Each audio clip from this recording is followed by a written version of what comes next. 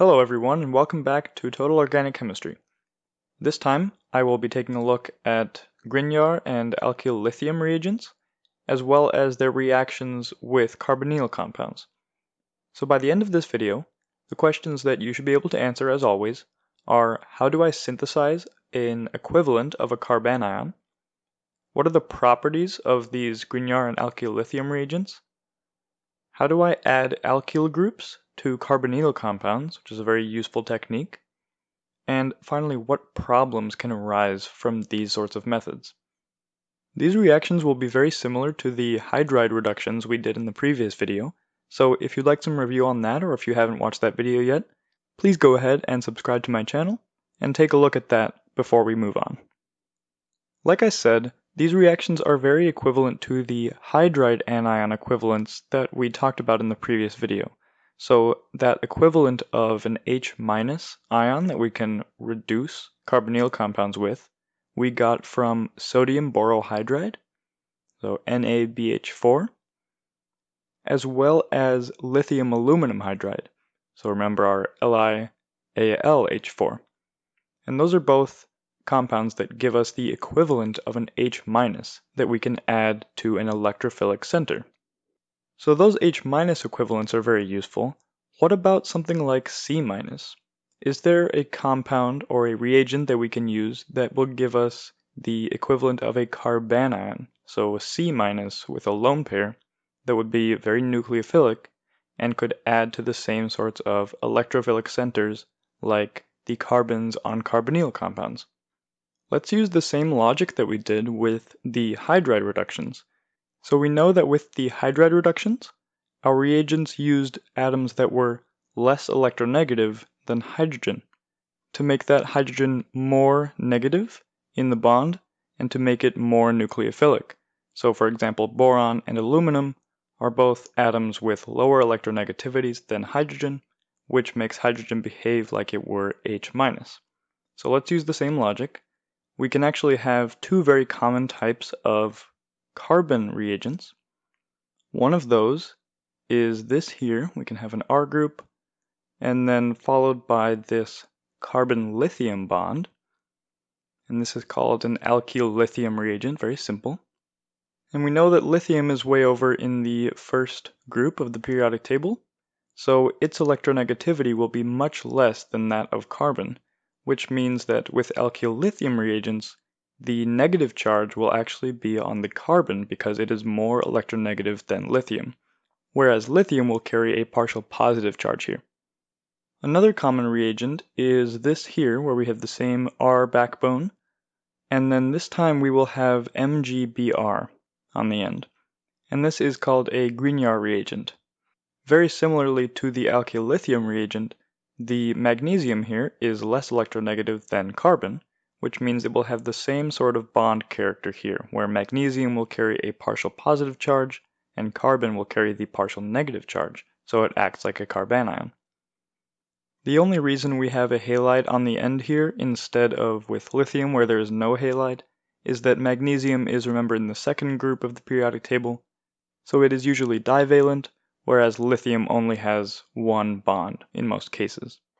Okay, so that's great. How do we actually synthesize these compounds? Well, both compounds are very similar to synthesize. We start with an alkyl halide, and we can actually have a wide variety of R groups for both of these reagents. They work quite well with alkyl groups, so sp3 hybridized carbons, as well as sp2 hybridized carbons, so any alkenes or aromatic rings work well as well. So we start with our alkyl halide here, and we'll just use ethyl bromide as an example. And usually the halides that work best are bromine and iodine. Chlorine works okay, but since it is a worse leaving group, remember in our substitution reactions we talked about the ability of leaving groups. Chlorine is a rather poor leaving group, it's alright, and fluorine is definitely a terrible leaving group, so it will not work with these sorts of magnesium or lithium compounds. So we start with our ethyl bromide, and what we do is treat it with two equivalents of lithium metal. And this will form the compound, our alkyllithium reagent, so ethyl lithium. And that second equivalent of lithium, since lithium is only monovalent, it only wants to have one bond, so we need that second equivalent of lithium to form the lithium halide salt, so in this case lithium bromide.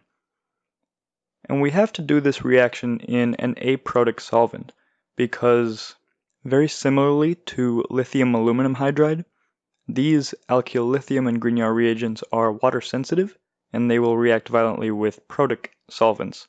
So we do these reactions in an ether, so in this case diethyl ether we could use, and that is just the same case as with lithium aluminum hydride. You can use any sort of ethereal solvent.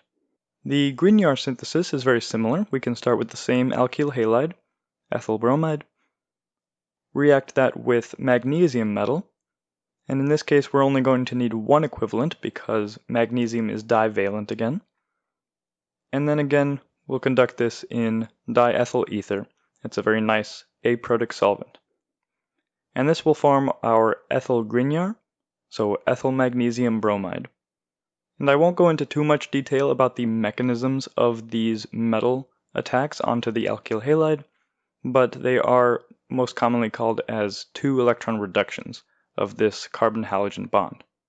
In addition to being a strong nucleophile because of that partial negative charge on carbon, these alkylithium and Grignard reagents are very strong bases. So how do we know that? We know that the pKa of methane, or any alkane, is around 45 or 50.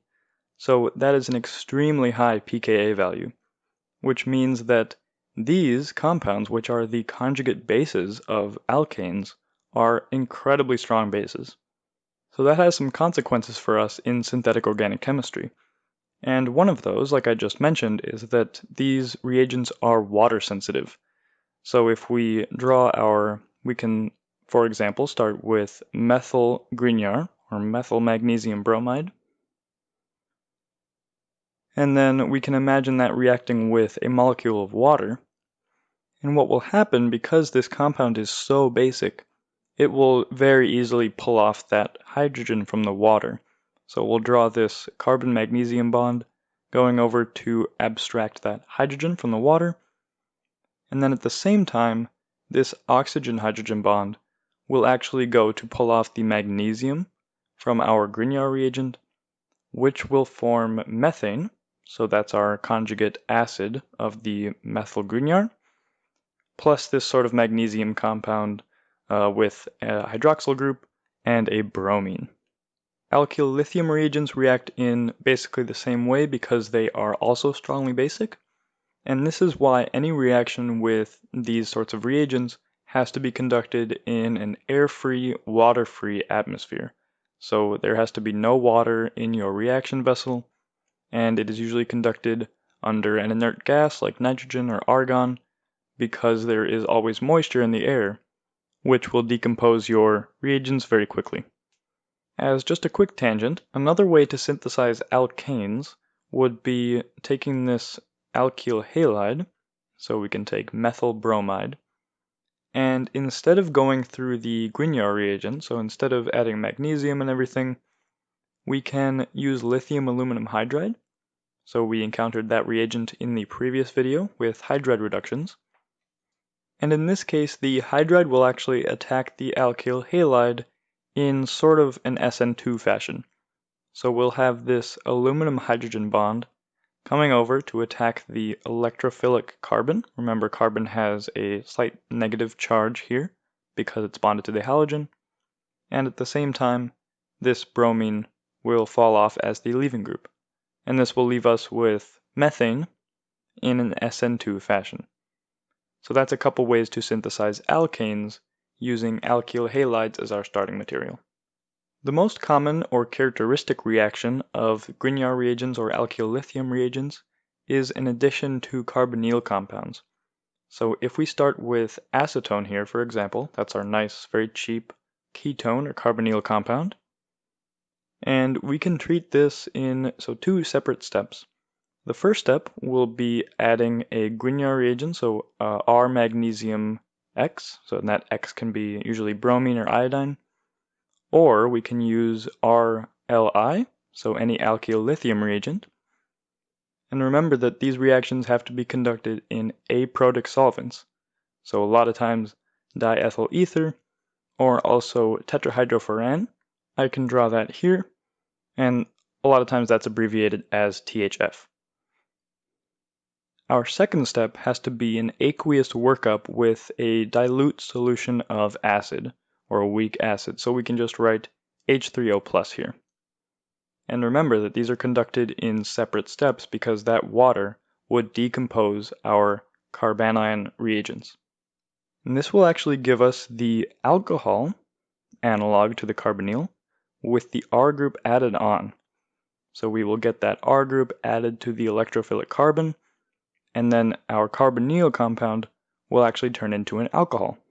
Okay, so what is the mechanism for this reaction then? Well, it's going to be very similar to that of the hydride reductions. We can start with acetone here, and then just for an example, we'll use an Alkyllithium reagent instead of a Grignard, and I'll just use R as any old alkyl group. And remember that this carbon-lithium bond is pretty weak, so this will add to the carbonyl carbon here. And then at the same time, one of the electron pairs in the carbon-oxygen double bond will pull off that lithium. Whether this happens in 2 steps or not is not incredibly important, but it's kind of clean to write it this way. And this will give us the intermediate sort of alkoxide anion here, where we have the acetone base, so the 3 carbons here, and then we have the R group added to the middle carbon, and then we'll have this sort of oxygen lithium adduct here. And then in our second step, remember that's our aqueous workup, we will end up with the alcohol. So we'll displace the lithium and end up with just the OH bond here, and then we'll make sort of a lithium hydroxide byproduct. One last thing I'd like to talk about is some problems that could happen with Grignard or Alkyllithium reactions. So we could imagine this compound here, where we have a 5-carbon backbone, a carbonyl on the number 2 carbon here, and then an alcohol, so a hydroxyl group, on this number 5 carbon. And if we wanted to add to this carbonyl, we could use just methyl Grignard, so our CH3MgBr, and then that would be in our first step with something like diethyl ether. And then in our second step, we would do that workup with aqueous acid. And so maybe you could imagine just straight adding that methyl group to the carbonyl, giving us the tertiary alcohol. But this reaction actually will not proceed this simply. So if you remember what we were talking about with the acidity or basicity of Grignard reagents, you'll know that there is this protic function to this substrate here. So we have an OH group, which means that if we add a Grignard reagent to this or an Alkyllithium reagent, it's not going to add to that carbonyl group because that will be pretty slow. What will actually happen is the Grignard reagent will just simply pull off that hydrogen from the OH group, and we'll end up with this sort of OMgBr type adduct. Because from a previous video I know I mentioned once or twice that acid-base reactions are always far faster than most other types of reactions in organic chemistry. So this is not the product that we wanted. We could imagine adding another equivalent of methyl Grignard. So if we just add a whole other molar equivalent of this and then do our aqueous workup again, that would give us the alcohol here that we wanted, but this is also expensive. We don't want to add twice as much Grignard as we have to because these can be expensive and time-consuming to make. Maybe not so much as with methyl Grignard, but if you have a very expensive or complicated alkyl group on that magnesium, then this will be a very expensive process, twice as expensive as you expected it to be. So we will learn in future videos about how to what we call protect that hydroxyl group to where it will not participate in reactions like this that we don't want. But for now, recognize that if there are functional groups that are incompatible with certain reagents, you will have to look out for that when performing syntheses. So that wraps up my video on Grignard reagents and additions to carbonyl compounds. If this video helped you understand those things, please go ahead and subscribe to my channel as always, like my Facebook page at Total Organic Chemistry, and if you are able, please consider donating to my Patreon page, which I will link in the description here as well as on the screen. That helps me to continue creating this types of content for all of you. Thanks for watching.